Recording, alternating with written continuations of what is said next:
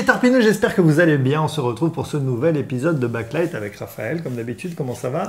Ça va bien et toi, Mathias? Ça va très bien, merci. Le film que nous allons backlighter aujourd'hui, c'est Astérix, le secret de la potion magique, film d'animation de la franchise Astérix. Voilà, film de Louis Clichy et Alexandre Astier, le deuxième pour ce tandem, voilà. Après Le Domaine des Dieux qui est sorti donc l'année dernière. Première histoire originale aussi. C'est vrai, c'est la première histoire originale, donc non adaptée d'une bande dessinée d'Astérix. Une histoire un peu centrée sur Panoramix, c'est ce qui en fait un peu l'originalité finalement. Et on ne manque pas évidemment de remercier le Cinéma du Prado qui nous a accueillis pour voir ce film en avant-première. Le Cinéma du Prado qui fait donc ses soirées des incontournables. La prochaine, c'est le 14 décembre avec Beetlejuice à 19h30 et juste après Mars Attack, c'est 6,50 € pour une séance et 10 pour voir les deux. Voilà, deux classiques.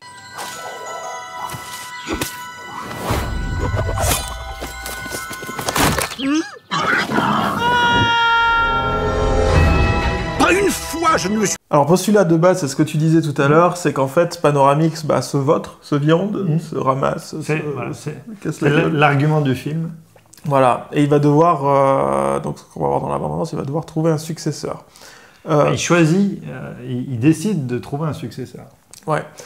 Juste petit truc comme ça, on a vu les sangliers là, dans ce début. En fait, il y a une personnification des sangliers dans ce film. C'est des sangliers magiques. Oui, et en fait, c'est bizarre parce qu'ils les mangent aussi.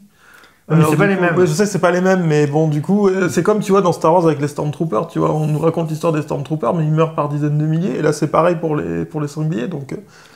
Mais c'est comme les Chinois avec les chiens, tu vois, et il y en a qui bouffent, et il y en a qui c'est comme non, des... Voilà, c'est juste pour relever c'est des chiens comme pour nous. Ça, voilà. Mais voilà, effectivement, que dire de plus là-dessus? Que le film a été bien financé par M6 et on le sait. Voilà. Ah oui, alors il y a des logos M6 de partout. Il y a eu 14 logos M6 au démarrage du film, sur le générique du film et tout. Ouais. Puis même tordu la cheville. Pas une fois. À partir de maintenant, je ne dois plus être le seul à connaître la formule de la potion magique. Quoi? Je vais donc partir à la recherche d'un jeune successeur à qui la confier. Quoi? Catastrophe, Obélix. Qui sait ce qui se passerait si la puissance de la potion magique tombait dans n'importe quelle main? Panoramix. Est-ce qu'on peut parler de road movie? C'est une sorte de road movie, oui, tout à fait. Donc c'est ça l'aventure en fait d'Astérix. Donc c'est qu'ils vont aller chercher un successeur donc à Panoramix, à qui il pourra confier le secret de la potion magique. Et là on vient de découvrir le méchant. Le méchant. Et c'est la première fois dans Astérix qu'il y a un méchant aussi marqué. C'est vrai. Parce que c'est pas forcément toujours évident. En général, les méchants sont un peu stupides. Ouais, ou c'est un peu des traîtres. Ouais, où ils se prennent les pieds dans le tapis de façon globale. Quoi. C'est des Romains qui sont plus rigolos que méchants. Et là, c'est vraiment un méchant oui, et puis, affirmé. Quoi. Voilà. Et une histoire avec ce méchant, puisqu'il était druide au départ. Oui, il était meilleur que Panoramix, mais finalement, il est devenu méchant. Il est devenu... non, mais enfin, ils ont préféré Panoramix à lui. Comme Dumbledore et Johnny Depp. Quoi. Bon. On va pas se relancer là-dedans. Avez-vous en tête la liste des jeunes druides gaulois bien cotés? Je crois qu'on a des petites fiches. Des petites fiches? C'est la petite fichette maison. Impeccable! Impeccable! Là, j'ai des super nuls. Ce film est plein d'humour, dirons-nous. Oui. Avec, impeccable, pécable. Non, mais en vrai, bon, ça c'est un peu caricatural, mais en vrai, c'est un film, moi, qui m'a vraiment fait rire. Et bon, il y a ce truc des deux niveaux de lecture aussi. On en reparlera, on développera un peu plus après.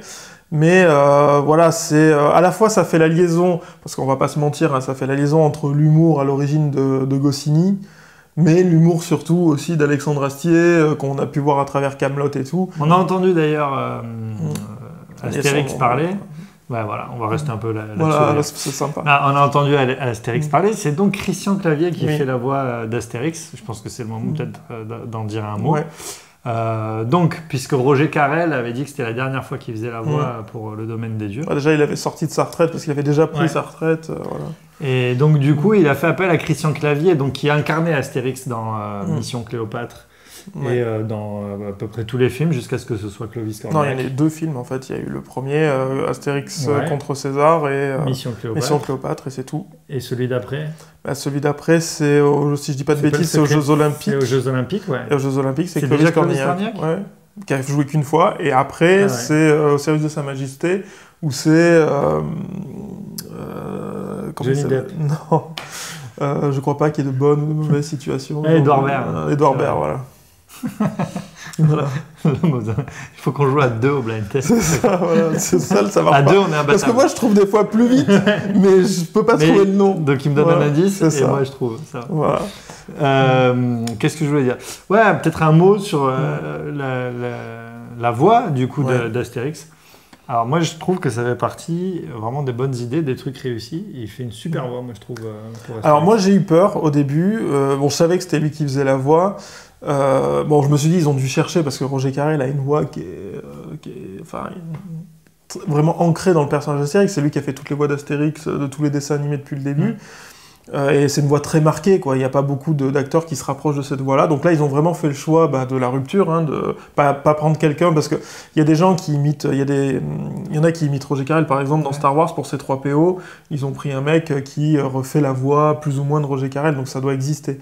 Mais là, ils ont vraiment fait le choix de la rupture, et je pense que c'est le truc d'Alexandre Astier, c'est de prendre des comédiens qui jouent vraiment, plutôt que de venir imiter quelque chose qui a déjà été fait.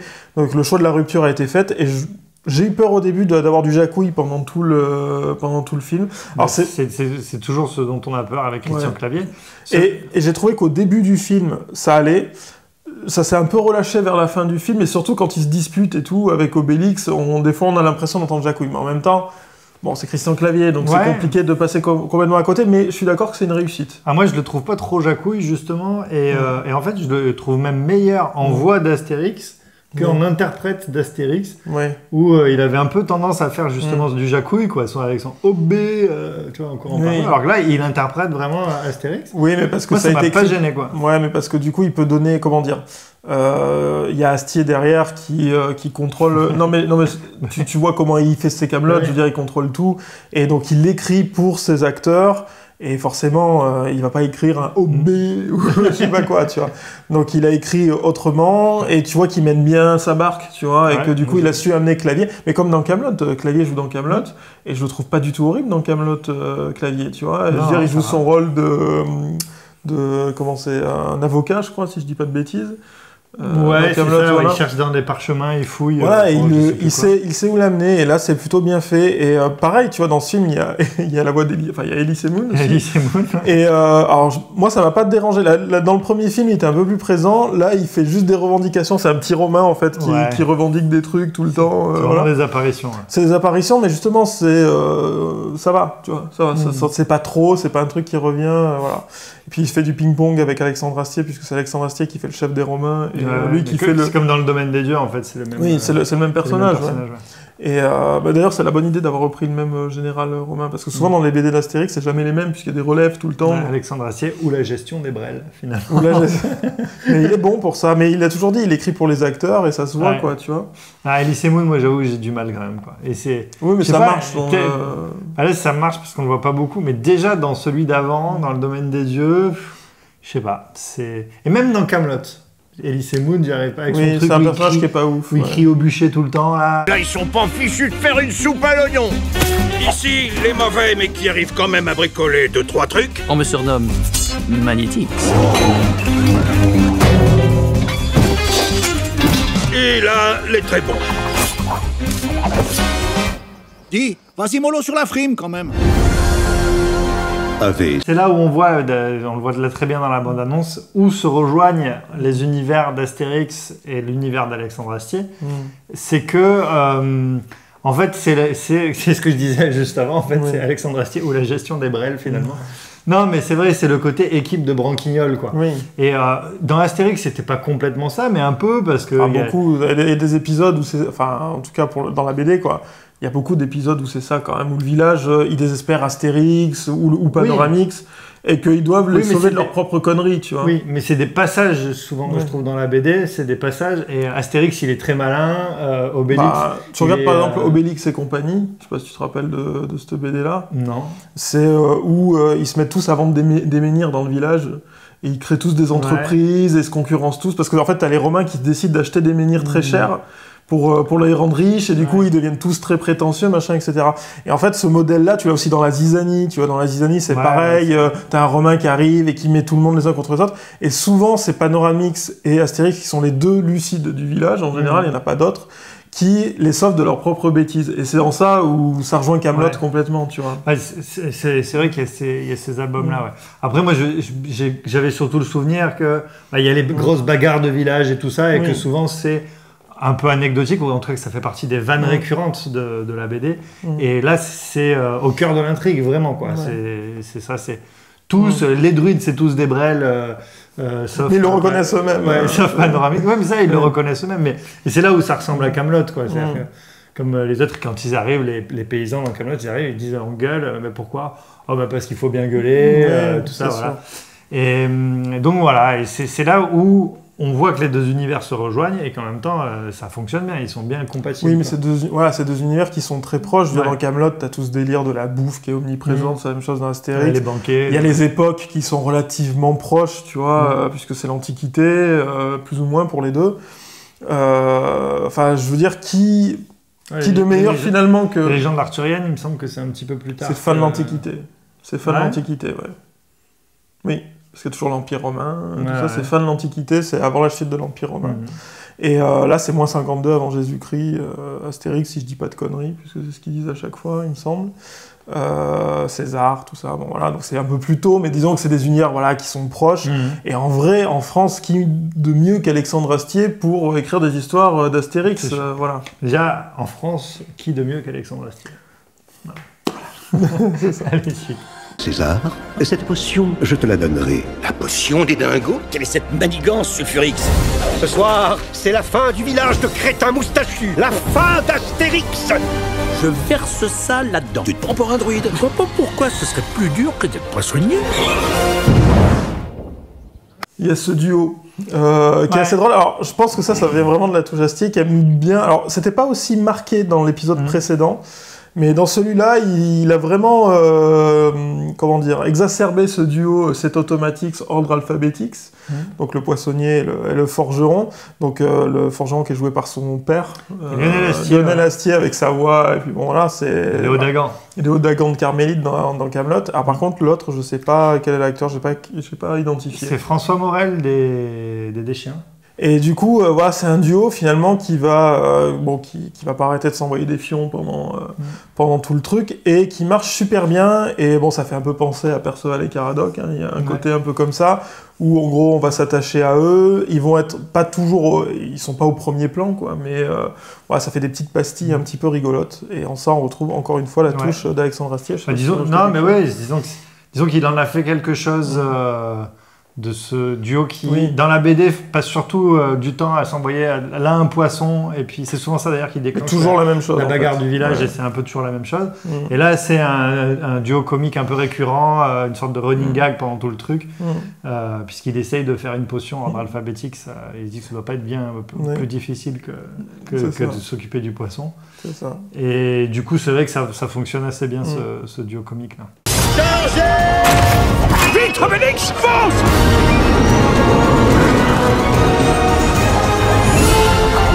C'est quel barbu qu'il faut taper! Pourquoi t'en mets de ça? Tu sais bien ce que ça fait à chaque fois. J'ai modifié! Si à 10, ça n'a pas explosé, c'est que c'est bon, ça explosera plus. Prêt? 1. Si t'es aussi bon druide que poissonnier, il va y avoir de la performance. Alors, qu'est-ce qu'il raconte, le gros lardon? Il ferme un peu son caca, là. Tu veux faire le show avec moi? Ah, bah oui, c'est fini, là. Oh non, moi je pense que je devais être sur la fin. Je trouve qu'il y a quand même une intelligence dans l'écriture du scénario parce qu'il a su exploiter tous les personnages.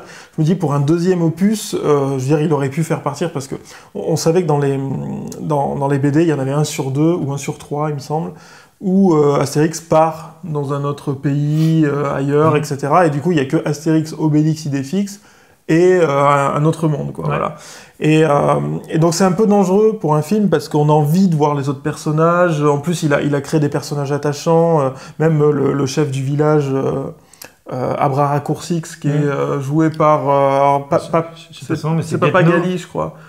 Papa Gali. Ouais, c'est Getno. C'est Getno dans Kaamelott. Getno dans Kaamelott. Enfin, tous ces personnages, on a envie de les voir, on a envie de les voir interagir les uns avec les autres. Même, il y a Assurance Tout Risque aussi. Enfin, voilà. Donc, il a su situer à la fois l'action dans le village, mais aussi l'action dans toute la Gaule. Donc...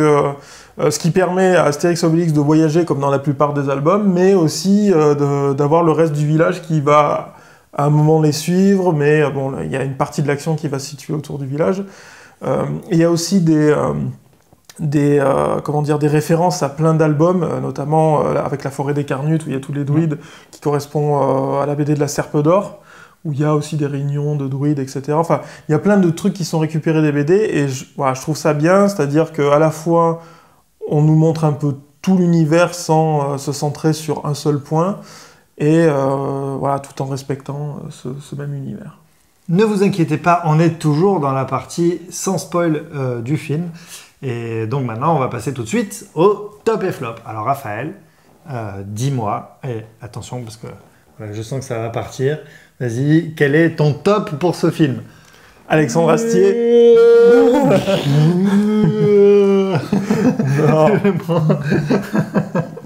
Non, mon top, c'est Alexandre Astier. Il a su composer avec à la fois l'univers d'Astérix existant, avec son propre univers à lui. Il a su vraiment faire interagir chaque personnage, alors que c'est des personnages en 3D. Bon, alors je sais que il y a beaucoup de jeux lors des enregistrements, puisqu'ils enregistrent avant, et en fait, ensuite, ils calquent la 3D sur les voix. Mais voilà, on sent vraiment le jeu d'acteur. Pour moi, ce serait vraiment ça le top, le jeu d'acteur, les acteurs qui se sont amusés, voilà, ça sent pas le truc un peu désincarné où des acteurs ont juste posé leur voix sur des personnages et voilà. C'est une fiction. On a l'impression qu'il y a une fiction audio où des acteurs se sont amusés avant et ensuite on a calqué la 3D dessus, 3D qui est de très bonne qualité, voilà. Et c'est plutôt cool. Écoute, moi mon top, je vais dire l'histoire originale, ce sera ça mon top, parce que je trouve que j'ai été vraiment surpris de ça, à quel point on a vraiment l'impression d'être dans un album d'Astérix, et le comble de ça, c'est qu'on n'y est pas, quoi. C'est que c'est, pour une fois que c'est une histoire originale, alors qu'on a vraiment l'impression que c'est fait pour être une BD. Le type d'histoire racontée, le secret de la potion magique, la manière dont elle est racontée, la partie aventure, voilà, ça ressemble vraiment, et j'en ai lu beaucoup des BD d'Astérix, mais ça ressemble vraiment beaucoup à l'univers d'Astérix. Raphaël, je vais poser la question, est-ce que tu as un flop? Je vais apporter de la géance. J'étais mal assis dans le cinéma. C'est ça, non. Non, si. Alors après, moi, c'est pas un gros flop, mais je comprends pourquoi ça a été fait comme ça, mais c'est la magie. C'est-à-dire, dans Astérix, toute la première partie des BD d'Astérix, bon, il y a la potion magique, soit qui donne une force surhumaine, etc., mais c'est tout. C'est-à-dire qu'on s'intéresse plus aux aventures d'Astérix, aux rencontres, aux voyages, voilà, aux interactions avec les personnages, tout ça. Mais on est moins axé sur le côté magique, des potions, etc. Et ça, c'est plus dans la deuxième partie, on sent plus la patte d'Uderzo que de Goscinny, où effectivement, là, on va plus s'arrêter sur, je sais pas, il y a plein de potions différentes, qui font des choses différentes. Il y a Obélix qui se transforme en marbre quand il boit trop de potions, il y a des Romains qui volent, il y a etc., où là, on va plus insister sur la partie magique. Et moi, j'ai toujours préféré la première partie. J'ai jamais trop aimé que dans Astérix Obélix, on en fasse des caisses sur la magie, etc. Et là, pour le coup, dans le secret de la potion magique, la magie est très, très, très présente. On voit Panoramix qui fait des incantations, des machins, enfin, il fait... il exerce vraiment la magie, le méchant pareil, il fait des flammes, etc. Et alors on n'est pas dans la partie spoil, donc je vais pas spoiler, mais on va dire que dans la scène finale, il y a beaucoup de magie. Et alors, elle est réussie, c'est drôle, etc. Mais j'ai l'impression qu'on sort un tout petit peu d'Astérix et qu'on va un peu plus dans Avengers, par exemple. Mais alors, je caricature, hein, c'est pas exactement ça. Mais moi, ça m'a toujours... Mais c'est personnel, hein, je peux comprendre, c'est pas une critique absolue et tout, mais moi, ça m'a toujours un peu gonflé quand il y avait trop de magie dans Astérix, ou trop de trucs basés sur des potions, des machins, etc. Écoute, moi, je vais donner un flop. Alors attention, parce que je vais peut-être me faire taper en disant ça. Oula, attention. Mais je vais dire, moi, mon flop, ça va être l'humour dans ce film. Et alors, en fait, si je dis ça, c'est un peu provoque, parce que ça veut pas dire qu'en fait l'humour est nul, c'est pas ça. Mais c'est que je trouve qu'il est quand même un peu trop enfantin, que je m'y retrouve pas toujours quand même dans les deux niveaux de lecture. J'ai l'impression que c'est quand même souvent à destination des enfants. Que l'humour d'Alexandre Astier, que j'adore, qu'il y a dans Kaamelott, est finalement pas si présent que ça. Et voilà, ça va avec mon top que j'ai dit avant, c'est-à-dire qu'à la fois c'est très très réussi en tant qu'album d'Astérix, et à la fois, moi j'ai souvent souri pendant le film, mais j'ai pas souvent rigolé pour de bon, quoi. Voilà mon flop. Bah après, pour rebondir sur ton flop, je dirais non, c'est vrai qu'il y a un choix cartoonesque qui a été fait, qui n'est pas forcément évident, qui était moins présent dans le premier, qui était présent aussi, mais beaucoup moins dans le premier, et qui n'est pas forcément présent dans tous les dessins animés d'Astérix qu'il y a eu avant. C'est que là, il y a vraiment eu un choix cartoon Bip Coyote, hein, je veux dire, avec des trucs qui volent à 200 mètres, des chutes improbables, enfin voilà, je veux dire, il y a ce côté cartoon très prononcé qui peut, faut l'accepter. Moi au début pareil, je me suis dit bon, les chutes, les gamelles, les machins, ça fait rire les gosses, hein, tu vois, mais bon, au bout d'un moment, des fois il y en a un peu trop, ça. Il y en a un peu trop, et surtout moi, quand on dit il y en a trop, la question qu'il faut poser c'est mais de quoi n'y a-t-il pas assez finalement. On t'écoute. Et du coup, je pense que c'est ça, c'est l'humour. C'est-à-dire qu'il y en a un peu trop, ok, mais ça me dérange pas. Il n'y a pas assez d'humour Alexandre Astier, ce qu'on appelle l'humour Kaamelott, quoi.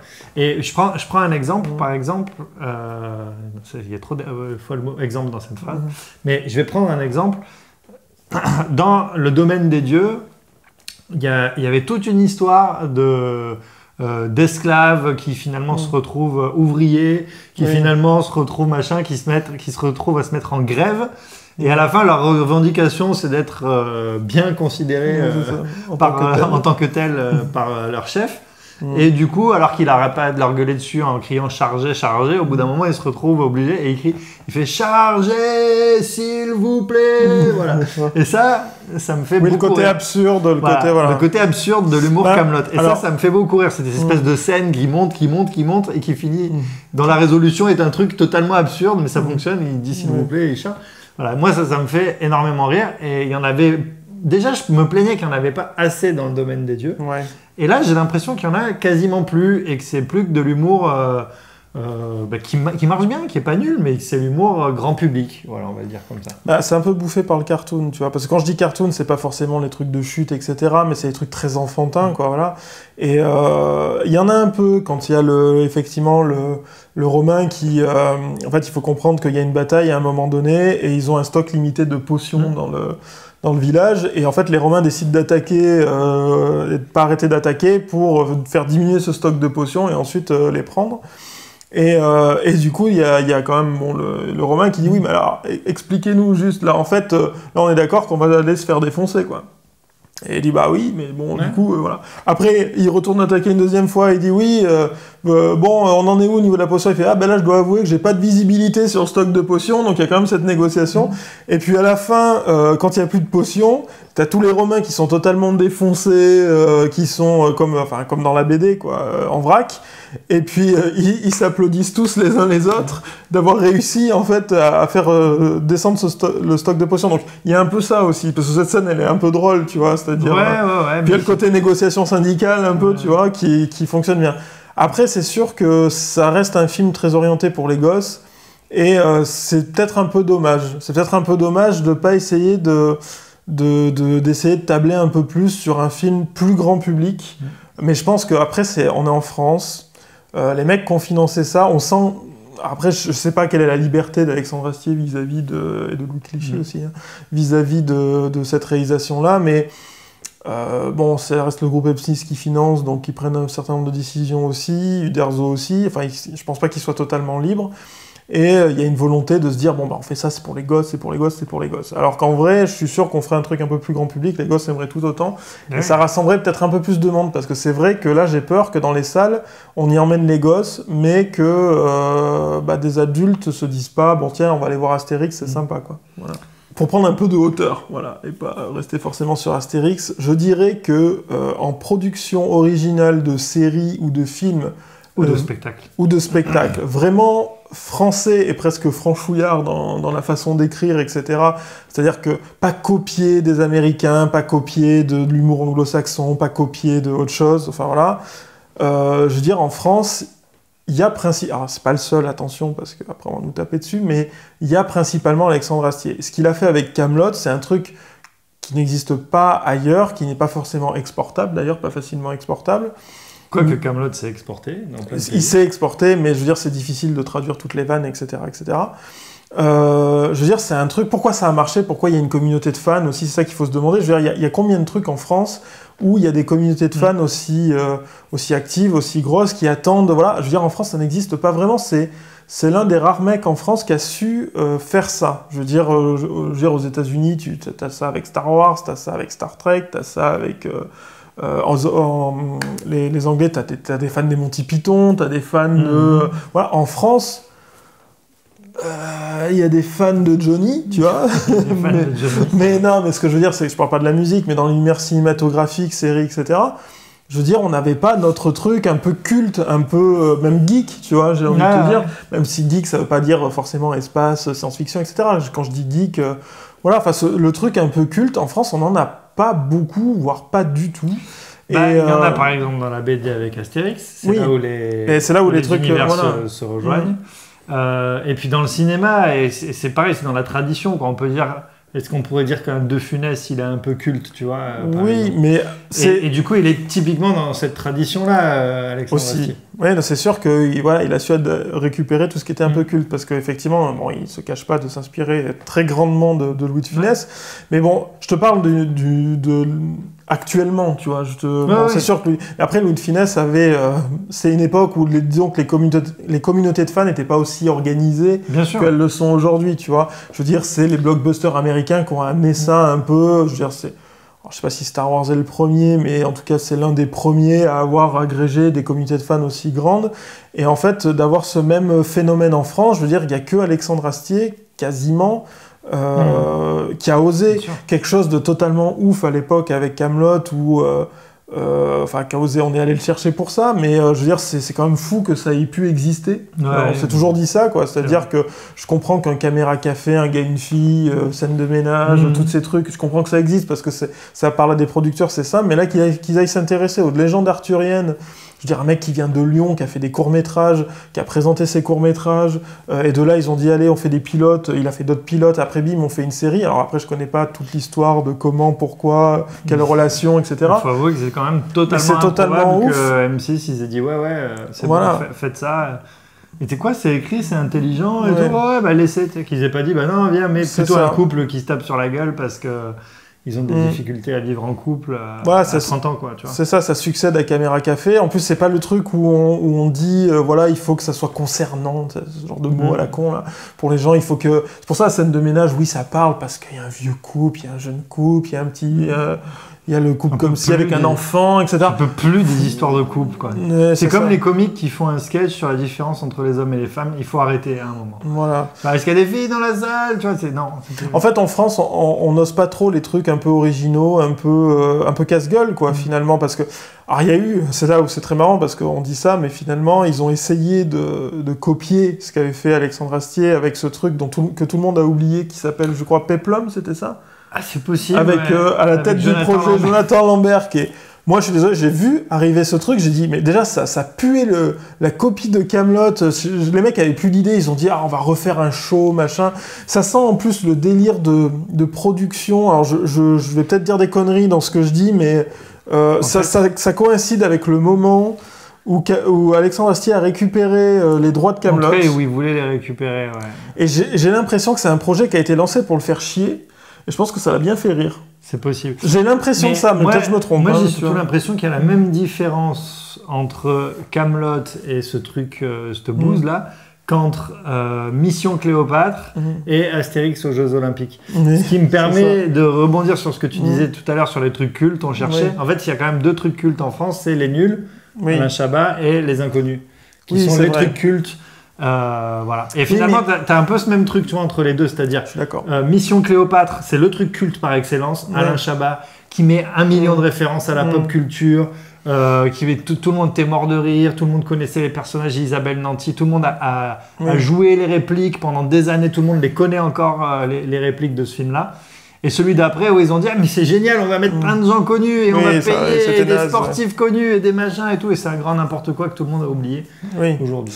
Sachant que bon, après Les Nuls, Les Inconnus, etc., c'est pas comment dire, ils sont cultes, mais c'est pas, moi je te parlais plus d'un univers, d'une histoire, d'un film, d'un ensemble de films qui ont un univers commun, tu vois ce que je veux dire. Kaamelott, c'est Kaamelott, tu vois. Alors que Les Nuls, bon, il y a La Cité de la Peur, il y a effectivement Mission Cléopâtre, etc., etc. Mais c'est pas, je veux dire, ils se parlent pas, c'est pas des films communs, quoi. Je veux dire, c'est des non, c'est l'humour qui les rassemble, mais c'est pas une suite de films, c'est pas un univers cohérent et global, tu vois ce que je veux dire. Mais il y a des gens qui, quand je dis que c'est culte, c'est qu'il y a des gens qui se sont précipités pour acheter les coffrets de DVD des Nuls, comme il y a des gens qui se sont précipités pour acheter les coffrets de DVD des Inconnus, parce qu'ils voulaient avoir l'intégrale des Inconnus, et pareil pour Kaamelott. Tout à fait. Voilà. Bon, enfin voilà, tout ça pour dire que on était parti de pourquoi Alexandre Astier. Voilà, non, mais c'est pour ça qu'il est génial en fait. C'est pour ça qu'il est génial. Ça veut pas dire qu'on adore tout ce qu'il fait. Ça veut pas dire qu'on sera pas critique sur ce qu'il fait. Mais bon, moi je suis parler à quelqu'un qui allait voir 4 fois l'Exoconférence. donc voilà, du coup, bon, j'avoue, j'avais pas prévu d'aller le voir 4 fois, mais bon, il y a eu des concours de circonstances. Il y a eu des concours de circonstances qui ont fait que je suis allé le voir 4 fois. Mais voilà, même en termes de spectacle, alors c'est sûr, ça parle pas à tout le monde, ça parle pas forcément à des producteurs qui veulent vendre du Coca-Cola. On voit des chaînes de télé qui veulent vendre du Coca. Et c'est en ça où je pense qu'il... Bon. Oui, mais c'est en ça, je pense qu'il a du mal à trouver sa place, parce que, tu vois, quand Alexandre Astier, il débarque et il parle de science, t'as plein de gens qui lèvent les yeux au ciel et qui font... Voilà. Mais il y en a pas comme ça au final, je pense. Je pense qu'il y en a plein qui trouvent ça chouette.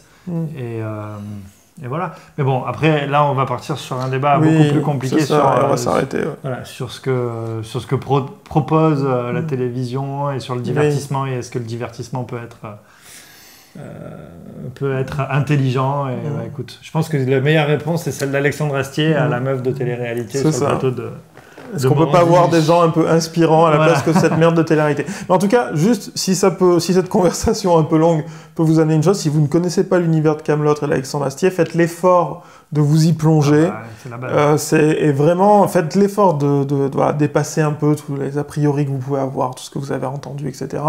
Et regardez les Kaamelott, regardez-les dans l'ordre, parce que c'est très important de les regarder dans l'ordre et pas de regarder 2-3 trucs en vrac, parce qu'il y a une histoire continue qui débouche sur une série qui va déboucher sur des films, certainement. Regardez l'Exoconférence, qui est un spectacle qui est à la fois drôle et instructif, on va dire. Regardez même le spectacle Que ma joie demeure, qui est un spectacle qui parle de musique et de Jean-Sébastien Bach. Et c'est déjà pas mal, voilà. C'est le moment des notes en aioli. Raphaël, quelle note tu vas mettre à ce film? Alors moi, je mettrais la note de 4,5, sachant que je le juge à l'aune du fait que c'est un dessin animé orienté pour les enfants. Voilà. Ok. Sachant que peut-être que si... en tout cas, il a été vendu en tant que tel. Maintenant, si on le considérait comme un film plus grand public, tout public, peut-être que je diminuerais un peu la note. Mais j'ai pas envie. Alors je vais mettre 4,5.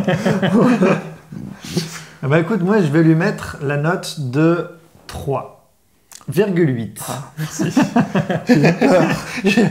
J'ai voulu jouer un petit peu avec son cardio.